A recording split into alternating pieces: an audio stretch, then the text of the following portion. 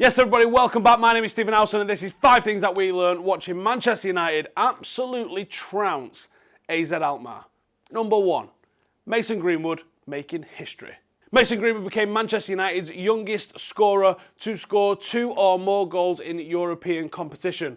History maker right there. He's got 6 goals in all competitions this season, including 4 in the Europa League. 2 goals against AZ Alkmaar. He had a 100% dribble rate. He was an absolute thorn in their side in the second half. It really was a game of 2 halves. He was unable to get on the ball anywhere in behind the defence or even in a central position. He was kind of blocked out on the wing a little bit, and he kind of struggled to get into the game. But I thought what he did do in the first half, he was very composed. He kept hold of the ball. He recycled possession instead of trying something risky where he would lose it. But then in the second half, he came alive and he absolutely tore them to pieces. 2 real poachers, real strikers finishes, coming in off the left-hand side with his off the right-hand side with his left foot and burying it with unbelievable accuracy, and then also pouncing on, let's be honest, what was probably a foul from Jimmy Garner, getting onto it with 1 touch to get it out of his feet and then bury it past the goalkeeper.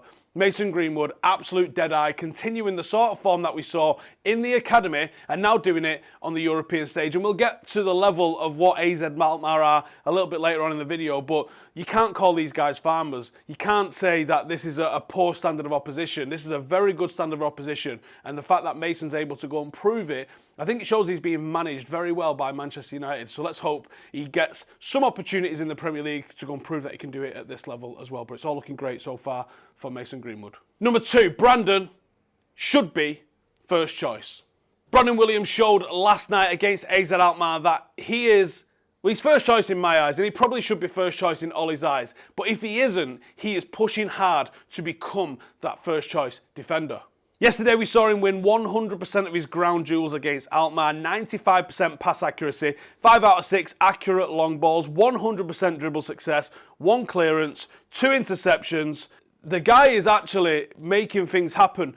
Now, people are going, oh, what's he going to do in the final third because he's a right footer and he doesn't really use his left. He does use his left to put some crosses in, but go and look at the chances that start creating because of his movement, because of him trying to force things.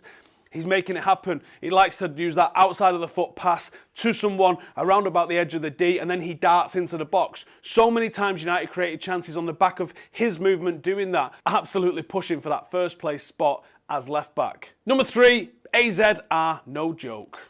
Alkmaar currently sits second in the Eredivisie, right behind Ajax, who they can actually overtake if they have a good enough result against them this weekend. That's going to be an absolute cracker of a game. They've only conceded 8 goals in the entire league campaign so far this season.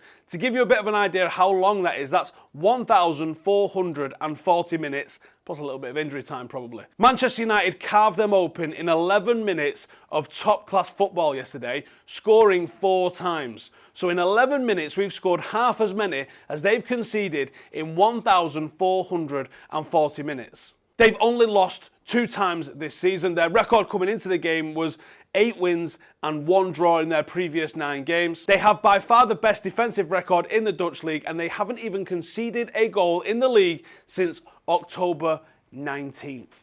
They did rotate a couple of players, but that's nothing compared to like the 7 or 8 or whatever it was that Manchester United rotated with yesterday.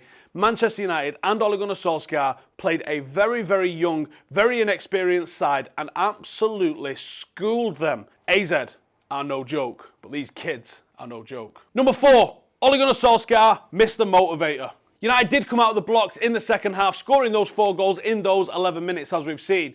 Totally changed what was going on in the first half. The first half was turgid. United couldn't get a foothold in the game. AZ looked great. They didn't create many chances. In fact, it was the exact same at half-time, but they didn't look like they was going to concede, certainly the way we was playing. Second half, that completely changed. United finished the game with 14 shots, 7 of those coming on target, 90% pass accuracy, and I think looking at some of the recent games where Manchester United have needed to come out and win in the second half, and we can include Spurs in that game, we can include even Sheffield United and the Aston Villa games where we've needed to go out and push on. Ollie's showing that he can motivate this team at half-time, that the players are playing for him.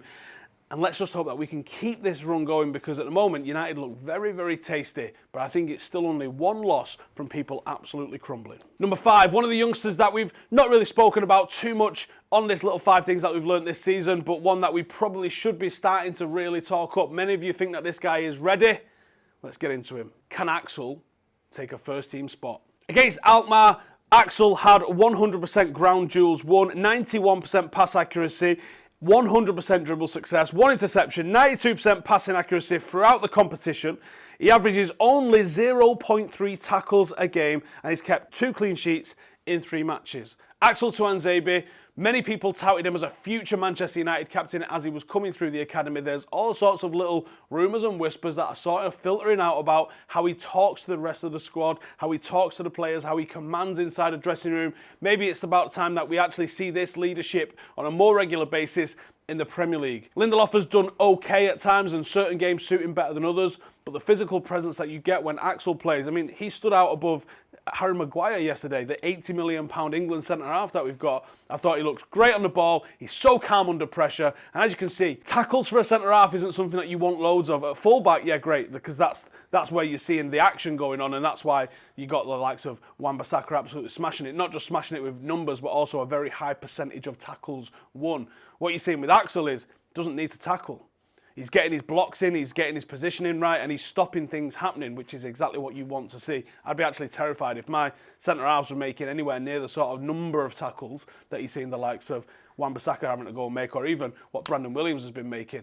So very assured performance, lots of potential there with AXEL. The loan did him great at Aston Villa. I think by the end of the season, you might have seen a good few games where AXEL's featured in the Premier League, and I really think that probably not Maguire because of the £80 million price tag attached to him, but maybe Victor Lindelof. It might be time to start looking over your shoulder, my mate. That's it for this week's 5 things we learned. There's a little bit of contract info if you're interested, and we might be starting to get some transfer info as well. So if you're interested in that and you want extra content, this channel is supported by the top folks on Patreon. If you want to be one of those absolute legends, then you get extra content, you get match day chat rooms, we've got a members only private group, there's extra podcast videos, Q&As, the five-a-side video which is going to be dropping this weekend, and you definitely need to see that. Then you sign up for Patreon, the link is in the description, and I'll see you in the next one. Laters.